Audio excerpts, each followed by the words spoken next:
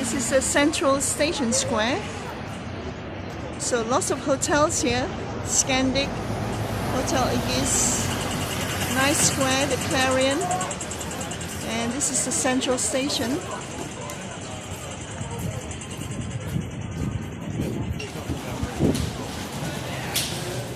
So you have the usual mini mart. There's a foreign exchange there. I wonder what they give for the sterling pound. Train timetable. Pocket shop. There's a foreign exchange there, can you see? Forex Bureau. I wonder what they give for the sterling pound. So nice old clock. The central station, very old style.